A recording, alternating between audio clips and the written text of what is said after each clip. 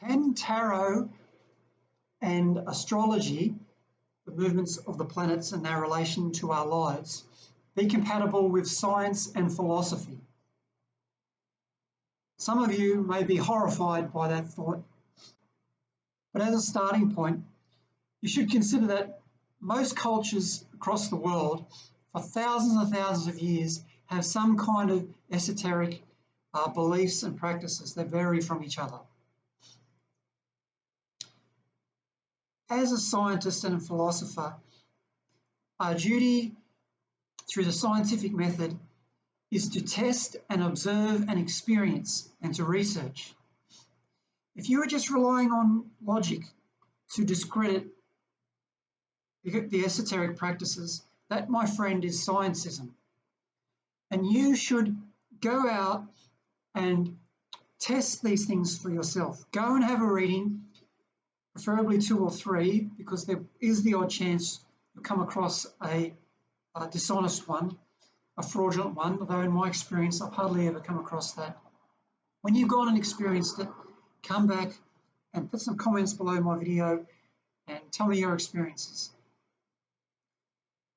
Now, there are some very good reasons why anyone, a scientist or philosopher, or anyone would doubt that tarot, astrology, or any practice that's esoteric can provide any information for our life. First of that, it's things that don't have any relation to each other, to us. How can pieces of cardboard, how can planets tell us anything? Well, it's through the metaphysical process of synchronicity. That is meaningful coincidence of 2 things happening at once. In quantum entanglement, a field of quantum physics, of science, 2 particles very far away from each other, having no relationship with each other, nevertheless behave in identical manners. This has been proven. Move in an identical way. It's synchronicity and a causal relationship, no physical causation. When the planets are in a certain formation, when we are born, astrologers spend 4 years studying, and they can tell you about yourself through those coordinates. And then many years in the future, when the planets are in a different position and our lives are in a particular position, there is synchronicity. Same as when the tarot cards are placed in a certain position, all of them, and they relate to each other, that gives us meaning about our lives. Now, talking about your past and present and the future, which hasn't happened yet, the future is separate from the past and present. Next video, I'll be talking about the ethics of esoteric practices. Please come and watch that. But now that I've got you to have a go at it,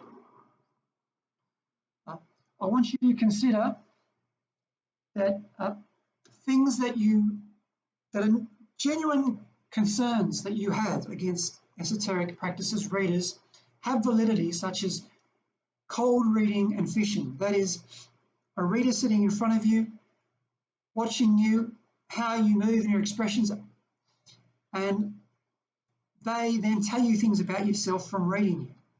And fishing is when they ask you a question and you tell them something about yourself and they tell that back to you.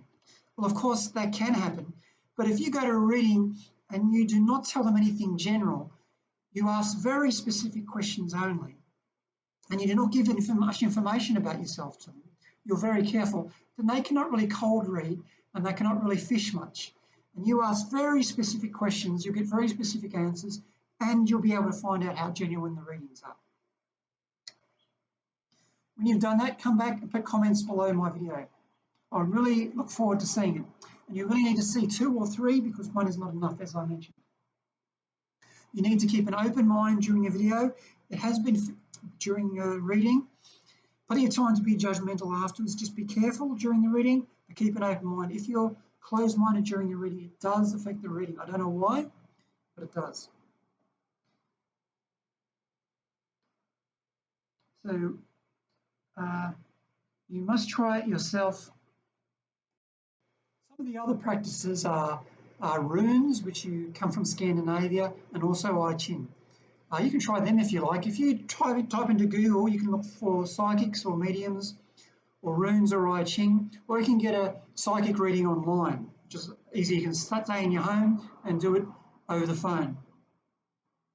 A medium is someone who purports to speak to people in your family who have passed over. Now, how can, going beyond the synchronicity I've talked about, that's happening with cards and planets in our lives, psychics, they say they're getting messages from spirit, and guides and mediums say they're talking to passed over people. How can that be, you say, when a brain needs a mind? How can there be spirits, non-physical spirits, passing this information on when there's nothing physical there? Well, who knows? We can't really say.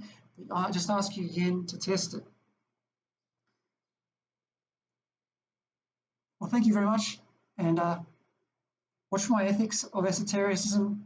That's coming up once I've made it next, and comment below when you've had some experience of readings.